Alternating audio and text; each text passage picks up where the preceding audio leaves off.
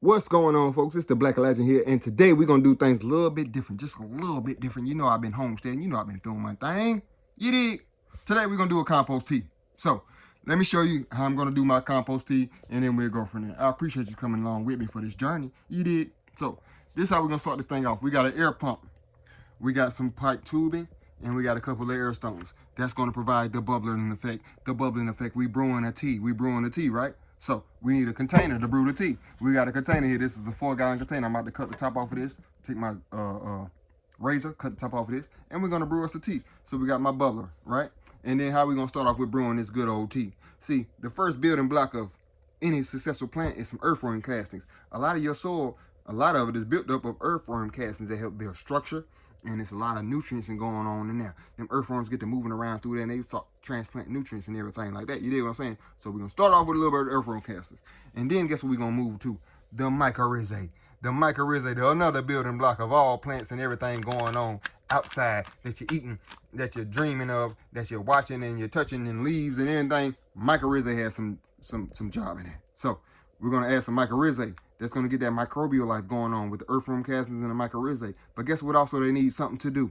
Eat. They need something to eat. And guess what we're going to get with that? The molasses. Unfiltered, unsulfured, backstrap molasses. A lot of people swear to different brands. I don't know. I just know this is pure unsulfured, pure backstrap molasses. So that's what the microbial life is going to feed off of. These earthworm castings is going to mix in with a little bit of molasses and a little bit of mycorrhizae. And then bacteria are going to start coming to life. Coming to life, you dig? First of all, we got some cheesecloth. That's what we're gonna mix all our little mixture in, besides the molasses. Molasses gotta be mixed in, whipped game proper. You dig what I'm saying? We're gonna mix all this in a cheesecloth, just like a tea. We're gonna brew this thing just like a tea. And then we're gonna add a couple of pieces, a couple of teaspoons and spoonfuls of bone meal, which is heavy in what? Phosphorus. We need heavy phosphorus when we're trying to produce them buds. See, now we going into flour. So this is all, this compost tea is for my cannabis plants.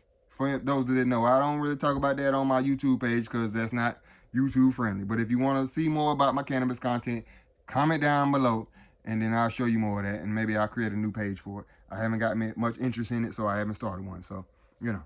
But anyways, we're going to start the bone meal. We need heavy phosphorus.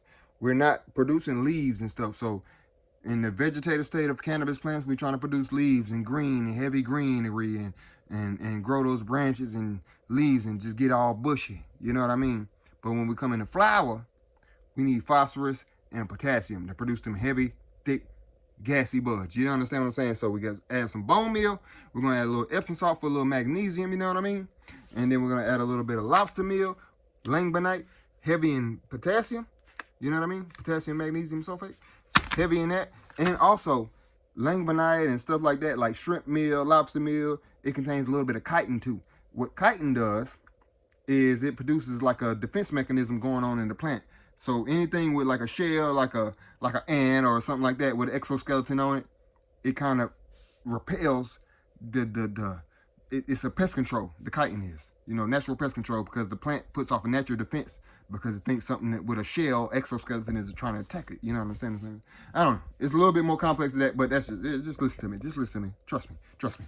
And then we got a little bit of kelp meal, and that's going to help the roots take up the nutrients. All these nutrients we're adding is going to help the roots take them up. Kelp meal.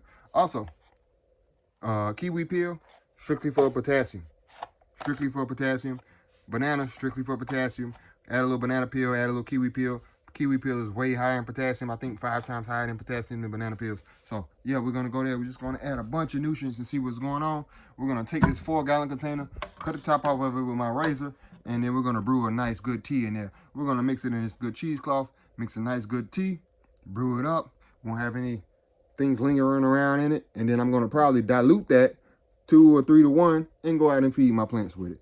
And then we'll do this once or 2 times, probably once every 2 weeks.